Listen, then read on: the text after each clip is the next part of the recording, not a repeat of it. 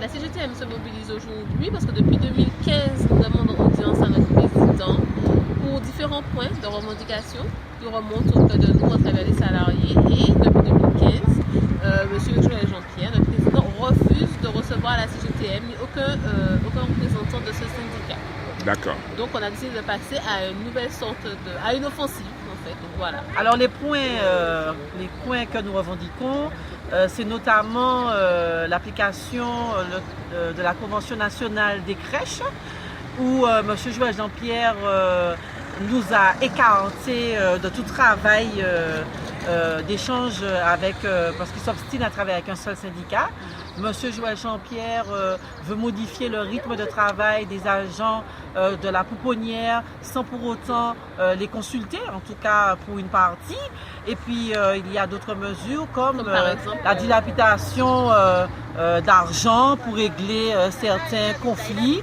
Et de l'argent, on aurait aimé savoir d'où ça sort, qui c'est qui a donné cet ordre-là. M. Joël Jean-Pierre s'obstine à fonctionner seul et met en difficulté une organisation, une entreprise. Donc aujourd'hui, nous voulons que ça cesse, la souffrance au travail. Nous avons eu deux cas de harcèlement sexuel. Nous voulons demander des comptes par rapport à ça. Nous avons un cadre qui a subi le piratage de son ordinateur. Voilà, de son disque dur. Donc c'est autant de choses qui créent du déséquilibre, qui créent de la souffrance, de l'angoisse. Et aujourd'hui, nous sommes décidés à faire la lumière sur ces choses-là. Et pour finir, non des mots, c'est-à-dire qu'il y a toute cette souffrance que ma collègue a déjà relatée. Pour finir, il n'y a même pas de réponse. Par exemple, la médecine du travail, ça fait au moins 3 ans qu'on n'a pas eu de visite médicale.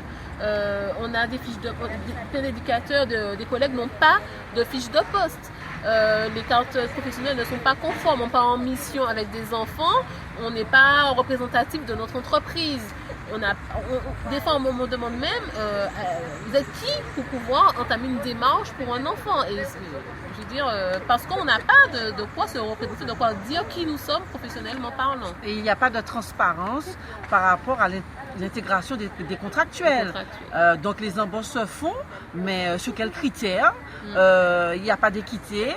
Donc tout le monde se sent un petit peu bafoué, si vous voulez. Hein? Oui. Donc nous voulons qu'il y ait un équilibre, une justice et que les salariés retrouvent un climat d'apaisement au sein de l'entreprise. Et à partir d'aujourd'hui, est-ce que vous serez reçu aujourd'hui, demain, quand? Alors, il y a eu plusieurs informations. La dernière laisse entendre que le président ne nous recevrait pas et qu'il a quand même il ment en fait, parce qu'en fait il nous accuse à son tour d'être partie des négociations, voilà. Alors qu'on n'a jamais été convoqué, qu'on a demandé plusieurs fois à être convoqué et à aucun moment on a pu quitter une salle de réunion, de rencontre, puisqu'on n'a jamais eu de convocation. Donc ça c'est un mensonge flagrant et éhonté pour un président d'association sur les antennes de télé. En plus c'est vraiment c'est un manque de respect, et jusqu'au bout il montre son manque de respect pour ses salariés. Et ça, c'est déplorable. Et il n'assume pas, c'est dommage de voir que le président n'assume pas ses actes.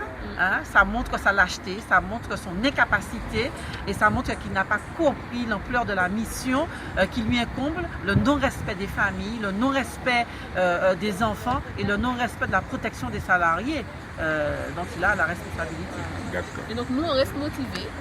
On reste mobilisé et on verra bien, et déterminé, on verra bien ce que, à un moment ou à un autre, on va bien nous recevoir, à un moment ou à un autre, on verra bien que... Et on exigera des réponses. Voilà. Voilà. Très bien. Ok.